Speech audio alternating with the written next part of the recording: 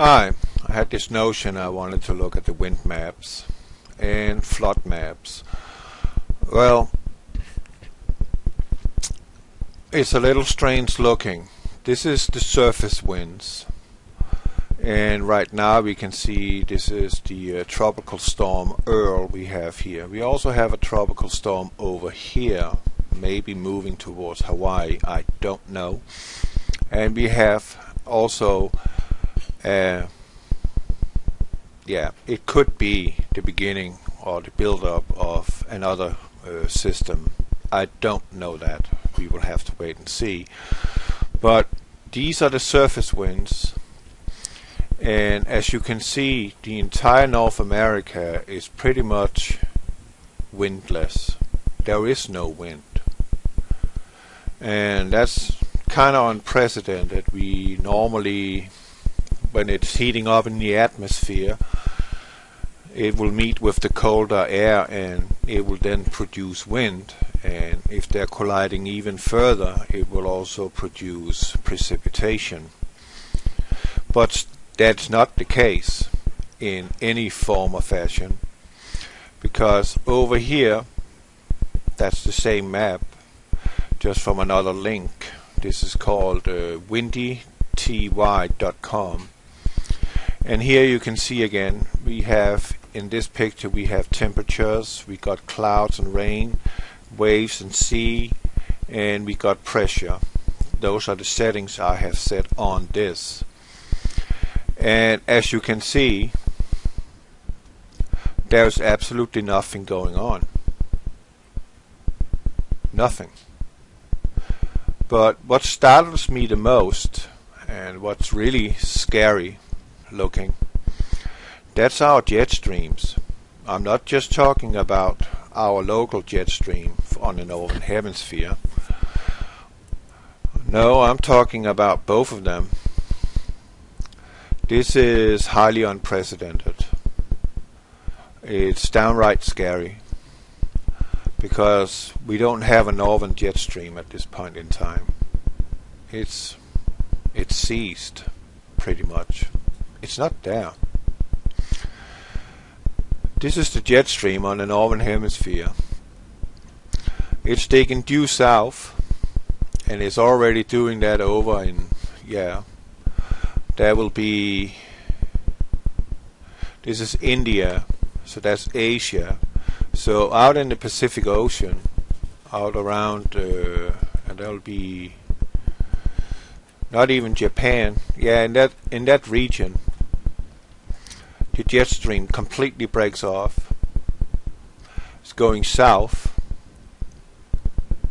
Normally the jet stream will go in an arch, going down over and up and over. Or that means down and over this direction, over Europe and over Russia. But it's not doing so. It is not present at all. The only thing we can see here is we have some sort of wind driving in this direction. This is part of what should be the jet stream, but as you see, the jet stream is fragmented. There is something there and there's a little there. But what is really disturbing is that is our southern jet stream is going, the northern jet stream is going from west to east. It's always been doing that. The southern jet stream is supposedly to go from east to west, but we are having something that is not the norm. We are having the jet stream, the southern jet stream, actually crossing equator all the way up here. And I mean all the way up here. That means we are up in the Canadian area on the globe, sucking the air down and swinging it around in the right direction. But what's happening down in the Antarctica area, for whatever reason, That is, that the jet stream is going in the right direction, but something here is blocking it, because it's being flung up and going in this direction, and it's coming out here and circulating back again. It's not supposed to do that. It's supposed to go from here and in this direction, and it can be a little wavy, and going this way from east to west. But in this case, it seems like there's a giant wall in this area down here on the southern hemisphere, down at Antarctica, meaning the boundary of our planet that we're living on, because Antarctica is going all the way around our planet. That's the boundary. So from what I can see here, of what I have seen many times on these wind maps, that is, we don't have a jet stream on the northern hemisphere, and that explains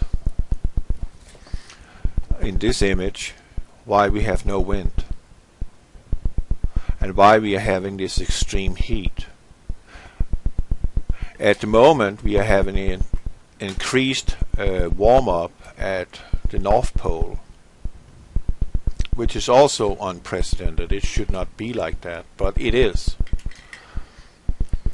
And let's go over here. We got a lot of wind out on the oceans, but when it comes to the land masses, it seems like there is no wind. So in these summer months, right now, we freaking being grilled. Pretty much all of us. And right now it's downloading that, so let's just let it do that for a moment.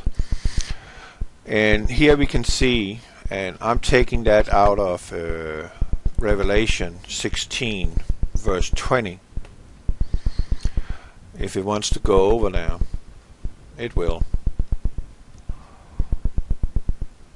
We do know we have an incoming, those of us who believe in that. But Nibiru, PlanetX, or whatever you choose to call it, is also wormwood. It says here in Revelation 16 verse 20, "And every island fled away, and the mountains were not found." That means that, oh, stop dogs. That means that we will have worldwide floodings. Now, we can take a look at the flood maps. These are the elevations. And what you need to do is, if you are using feet, that is to calculate or multiply that with 3 or 33.3 to get your feet. 3.3 to get your feet. So you can see in what region of wherever you live. So if you're living at the coastline, you will see that in this area here, from 0 to 10 meters or 30 meters, that will be underwater. And if you take the blue one, you will see what region would be flooded at 60 meters or 180 feet. Here we got 363 feet elevation. And as you can see, already here in this purple area here, the vast majority of Europe is gone. My homeland is right there. It will be gone. It will be gone already before it reaches 60 meters or 180 feet. Our highest elevation, where I live, used to live, is only in one little spot, the size of a football field, and that is 142 meters, which will be 420 feet. So the entire Denmark is completely submerged. The entire northern Europe is completely submerged. Most of Russia is submerged. All the coastlines, as you see, will be completely underwater. The entire New Madrid belt right here will be underwater. Most of Australia will also get underwater. So that fits very well with Revelation 16 verse 20, that every island fled away and the mountains were not found. That just goes to prove that we do not need on this planet that much sea level rise in order to have a lot of coastlines disappear. And 80% of the world's populace is living by the coastlines in the big cities. And the waves will roar, right? There will be tidal waves in association of the wobble, or as Isaiah says, that the earth will go to and fro like a drunkard. And that means that the water will slush from side to side on our planet. And remember, 80% of the world's populace is living by the coastlines. So they're going to have a very bad day. I would suggest they learn to swim, because there will be a lot of drowning here. Now this one might have uploaded now, finished up. And this is the surface winds. And as you see, Africa, not much wind is going on there. Europe is pretty much, I mean, it looks like right here on the surface winds, it looks like that the wind is escaping the mainland. It's only existing in the oceans. It's not existing in the on the firmament itself. It's gone. There's no wind. And when we don't have wind, we don't have evaporation of water, cloud formation. And when we don't have any wind on the firmament, we are getting excessive heat. That ain't good. That ain't good for crops. That gives a lot of drought in this case.